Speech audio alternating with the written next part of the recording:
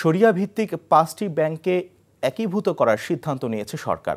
এটি হলে সংকট থেকে সম্ভাবনাই বেশি বলে মনে করেন বিশেষজ্ঞরা। বলছেন এই প্রক্রিয়ায় গ্রাহক হারাবেন না তাদের আমানত, বরং শক্তিশালী হবে দেশের ব্যাংকিং খাত। তবে কেন্দ্রীয় ব্যাংকের আরও কঠোর হওয়ার তাগিদ বিশেষজ্ঞদের।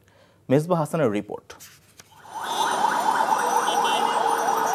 স্বৈরাচার আওয়ামী লীগ সরকারের যোগসাজশে বেশ কিছু শিল্পগোষ্ঠীর হস্তক্ষেপে অর্থ পাচার সহ নানা অনিয়ম, দুর্নীতি ও ঋণ খেলাপির কারণে মুখ থুবড়ে পড়ে দেশের ব্যাংকিং খাত। এর মধ্যে শরিয়া ভিত্তিক কয়েকটি ব্যাংক নিয়ন্ত্রণে নেয় এস আলম গ্রুপ, যা দুর্বল ব্যাংক হিসেবে পরিণত হয়। এমনকি ঋণ খেলাপির পরিমাণ ছাড়িয়ে যায় ৭৭% বেশি।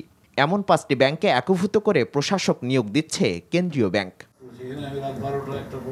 তবে যে ব্যাংক খাতকে সবল করতে এই উদ্যোগ সংকট কাটিয়ে উঠতে কতটা সফল মুখ দেখবে তা গ্রাহকদের যে ডিপোজিট যদি বন্ধ করে দেওয়া হয় তাহলে এই ডিপোজিটটা বিপদে পড়বে।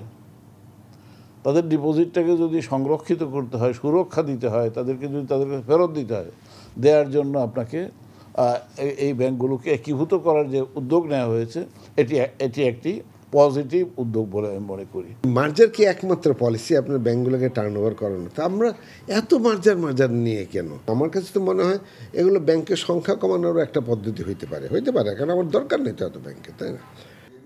বিশেষজ্ঞরা বলছেন গ্রাহকদের আমানত নিয়ে কোনো শঙ্কা নেই, বরং এই প্রক্রিয়ায় বিশেষ কোনো শ্রেণী নয়, প্রান্তিক গ্রাহকরাই সুবিধা পাবেন বেশি। অতীতের অভিমুখ পরিবর্তন করে গ্রাম থেকে শহরমুখী না করে এটাকেও আমি এক ধরনের পাচার মনে করি।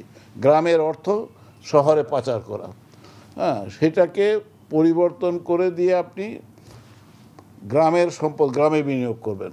এবং যারা মনে করে যে অমুক এলাকা অন্ধকার, অমুক এলাকায় বেশি ডিপোজিট পাওয়া যাবে না, কিংবা অমুক এলাকার মধ্যে কোনো বিনিয়োগের সম্ভাবনা নাই, তারা বাংলাদেশকে চিনে না। কেন্দ্রীয় ব্যাংক শক্ত হাতে নিয়ন্ত্রণ করতে না পারলে নতুন করে সংকট তৈরি হতে পারে বলে মনে করেন এই বিশেষজ্ঞ। শক্ত সিদ্ধান্তে আসতে হবে, তাই না?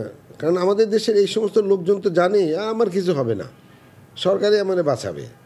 এই ফিলিংসটা থেকেই তো এরা কোনো কাজকর্ম করে না।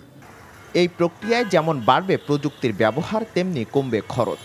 একই সাথে দক্ষ মানব সম্পদের মাধ্যমে ব্যাংকিং খাতের কার্যকারিতা এবং আস্থা ফিরিয়ে আনতে সম্ভব হবে বলে মনে করেন বিশেষজ্ঞরা। Mezbah Hasan, NTV news, Dhaka. Bundle থাকলে প্রতি সেনমানিতে টাকা বাঁচবে। বিকাশ সেনমানি বান্ডেল কিনে জিতুন প্রতি লেনদেনে।